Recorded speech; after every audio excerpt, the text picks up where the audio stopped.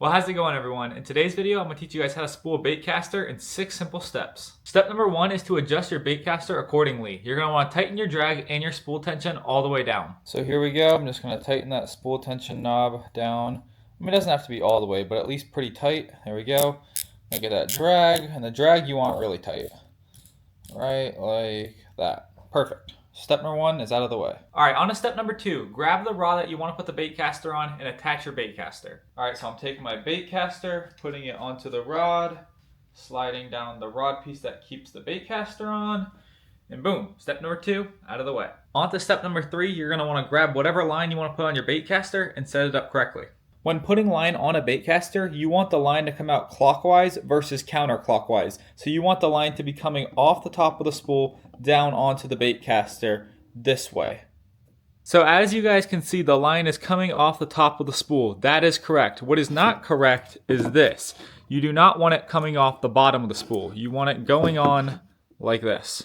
If I were to just put the spool onto the ground when spooling my baitcaster, the spool would spin in all different directions, and you don't want that. You want it to stay in one certain direction and come off the top of that spool. So because of this, I have a spooling station right here that keeps the line in place when spooling. So if you're watching this video and you're spooling your baitcaster alone, I highly suggest getting a spooling station. They're like $8 or $9 off Bass Pro, really cheap, and they'll save you a bunch of time. But if you do have a friend with you, it's even easier. What you want to do is get a pencil, or in this case, a long skewer stick, and have your friend actually hold the spool so it doesn't rotate around while you're reeling in the line onto your baitcaster. Alright guys, now that we got that out of the way, it's time to move on to step number 4, which is taking the line from the reel, putting it through the rod, and actually onto the baitcaster. So what you're going to want to do is find the bottom eye of your rod and run your line through it. And when you do this, make sure to remember what we just talked about. The line should be coming off the top of the spool, and the spool should be turning clockwise. So as you can see, I found the bottom eye of my rod. I'm going to get that line and just run it right on through and just pull it through the other end. So as you guys can see, the line's going through that bottom eye.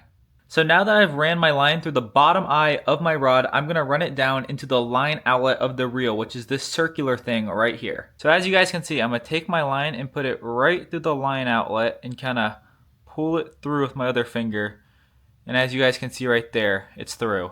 Okay, so now we've completed 4 of our 6 steps, and it's time to move on to the 5th and hardest step of spooling your baitcaster, which is actually wrapping your line around the spool.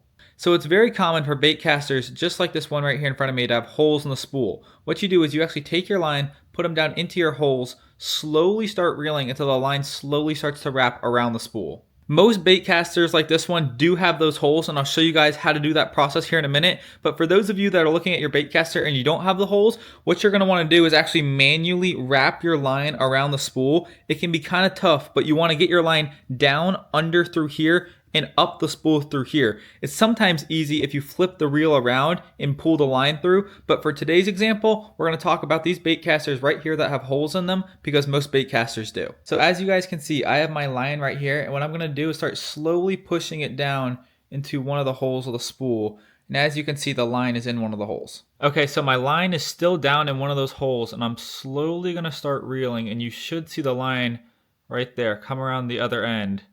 So as you guys can see, I've gone around the spool once. So you guys can clearly see right here, in my right hand, I'm holding the line that clearly comes down from the spool all the way down.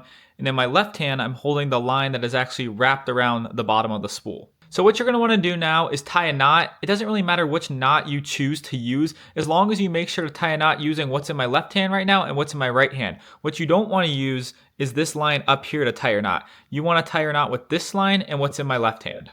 So as you guys can see right there, I just tied one of my favorite knots right there down onto the spool. What I'm going to do now is cut the tag end. Alright guys, so we're on to the 6th and final step of putting line on your baitcaster. What you're going to want to do is put your hand, 6 to 8 inches up and hold the line as it's coming through the eye of the rod all the way down onto your reel. You're going to want to put a little bit of tension on that line and hold it. What you want to do with your other hand is slowly reel. You guys can see coming off the reel just like that onto that reel, and you're just going to want to hold tension on that line. As you guys can see up there, I'm holding tension. Now with my other hand, I'm just slowly reeling line onto it. You don't want to go too fast, you don't want to go too slow. Just a nice speed of retrieve, just like this. Here's another angle of it for you guys. As you can see with my right hand, I'm slowly reeling. With my left hand up here, I'm holding the line with just a little bit of pressure. You don't want to hold it too far to the left or too far to the right because then line will build up on either side. You kind of just want to hold it in the middle and slowly reel in just like this. And there you go, guys. It's that simple. Give this another minute or so, fill up your spool to however much you'd like it, and you're done. You've spooled up a baitcaster. I hope you guys found this video helpful. If you did, drop a like on the video and drop a comment on what baitcaster you guys spooled up.